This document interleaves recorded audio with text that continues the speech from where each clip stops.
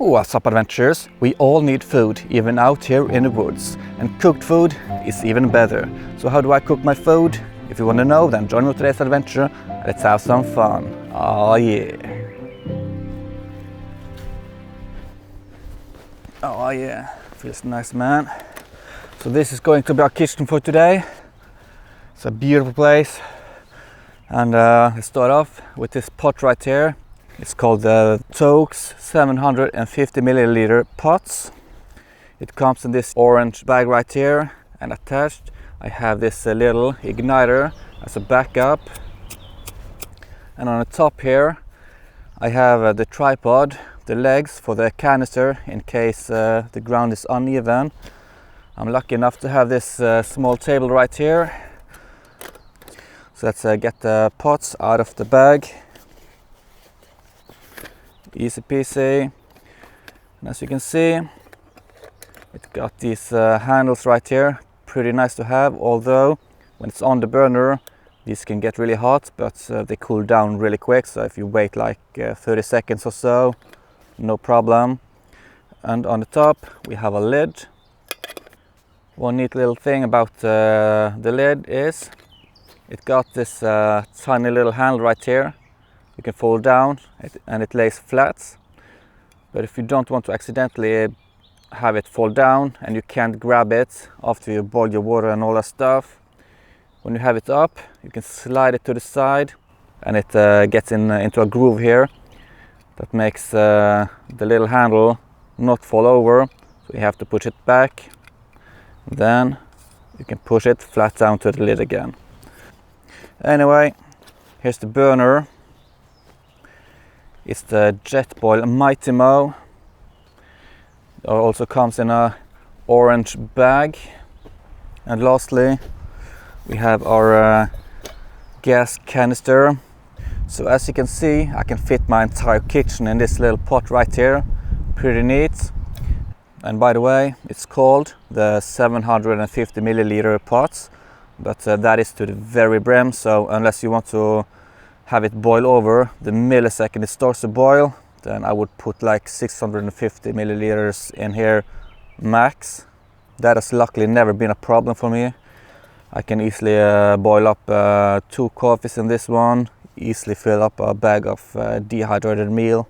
So for my use, it's a perfect size. It's made of titanium, so it's both pretty durable and lightweight. And at the very bottom of the pot I store this cloth right here, and I have this because of 2 reasons. One, I have this around the canister when I pack it down, so I don't get any rust rings forming that have happened to another pot I have, and I can't wash it off. So it's a nice way to have that not happen again. And also when I'm done using the pots, I take this cloth and dry up everything. So as you can see, I can fit my entire kitchen inside this pot. So I can just take this with me and I have everything I need. That's pretty neat, man. Heck yeah. To demonstrate everything, I'm going to cook up a cup of coffee to show you how I use my stuff. But also I have something else. This frying pan from JetBoil. It's called the JetBoil Skillet. It's pretty nice because it got this spatula attached to the handle, and the handle folds out like that. Pretty sturdy, and you can pinch it together and you can fold it over again, so it takes up less space in your bag. And remember to attach your spatula back on, otherwise you're going to frick up your food just like I did last time I went out hammock camping. Oh frick, man, I forgot the spatula, so I'll have to use my fingers. And one very neat thing about this frying pan here is that it's thicker in the middle and thinner at the edges, so when you have your heat hitting the middle point here, the heat spreads out evenly, so your food doesn't get burnt in the middle and is basically raw at the edges. I've used this pan to cook up a lot of stuff like burgers, cheese schnitzel, eggs, toast, It's really nice if you want to have some real meal out in the woods. But this is more for quick adventures where I just have to boil some water for my coffee or some dehydrated food, or if I want to have some noodles directly in the pot, I can do that. So this is something that I always bring when I go out hiking and stuff. So let's cook up a cup of coffee and I'll show you how everything works.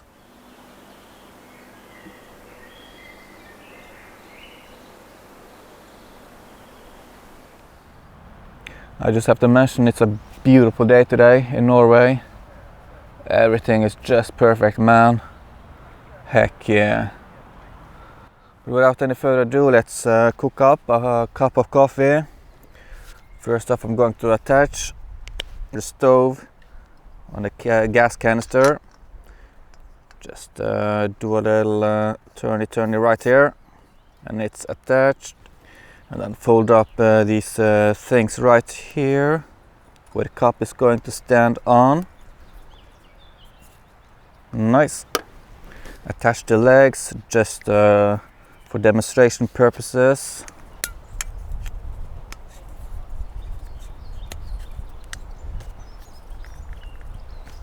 As you can see, I can put it here, straight on the ground, bumpy ground. It's stable. On this little hill right here, stable. You can put it like horizontally on my leg. It's pretty stable. I'm just kidding, man, but you know what I mean.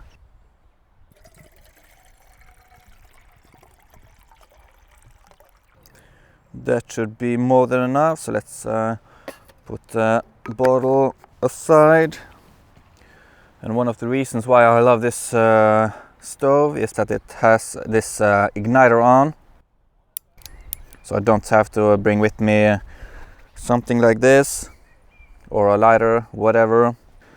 And also this knob right here is very sensitive, so I can have the flame on, a simmer, if I just want to maintain the heat or slow cook something, whatever.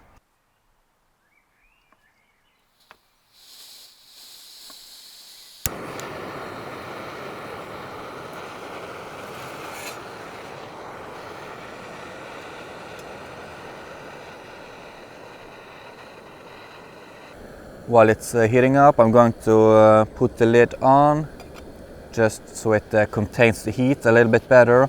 While we wait for the water to boil, I'm going to turn the stove up on max. It can get a little bit loud, but it's part of the experience, I guess. While we do that, I'm going to tell you a secret about one time we went up to the woods. I met an unconscious person and I had my knife on my side here, took it out and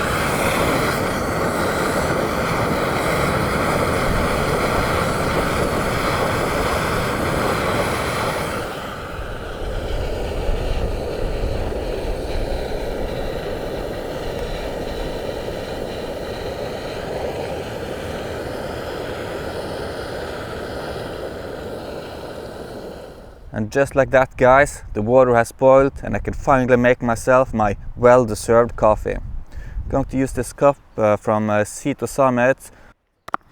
It's pretty nice, it folds down really small and folds up to a perfect sized coffee cup. Oh yeah. Here's the coffee that I'm going to drink today. Pour it in. Nice. And I have this long spoon, also from Toaks, the same company that makes this pots. So a long spoon is nice to have when you're stirring around in one of those dehydrated meals. It's a little bit too long for this cup maybe, but I don't think it's going to be a problem. So let's pour the water in the cup, stir it around and give it a good taste.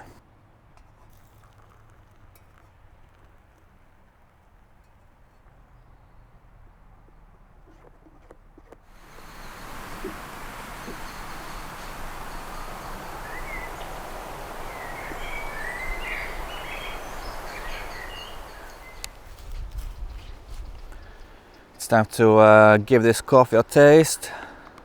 Cheers, guys. Oh yeah, that's a good freaking coffee, guys. Heck yeah. And with that, I managed to cook up this tasty coffee with stuff I managed to fit in this tiny pot right here, and occasionally make a meal fit for a king with this frying pan right here.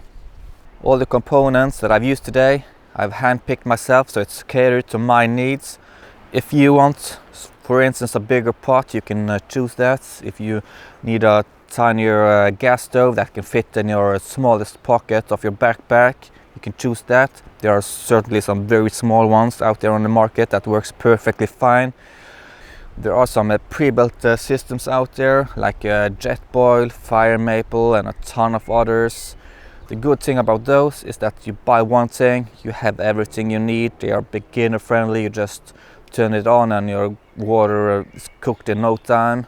They are efficient. One con about those systems is that if you break one thing, you probably have to buy the entire thing all over again. And also, if you want to have just a bigger pot, you can't just go and buy a bigger pot. You'll probably just have to buy a whole new system that has a bigger pot integrated, you know. Personally, I've used the JetBoil system for a very long time. I loved it. It was very easy to use. It was efficient. But after a while, I figured out that I needed something that was more modular, that I could switch out. So yeah, I bought the system that I have now. I can easily just bring with me the frying pan. I can bring with me the pots. I don't even need a stove. I can just put these two items directly on top of a fire, or my Twig stove, which I've used multiple times before. So that is my cooking system. If you have any questions, drop a comment. And also, if you have some cool cooking gear you want to share with us, drop a comment as well. Guess that's it. I'm going to stand here and drink my coffee.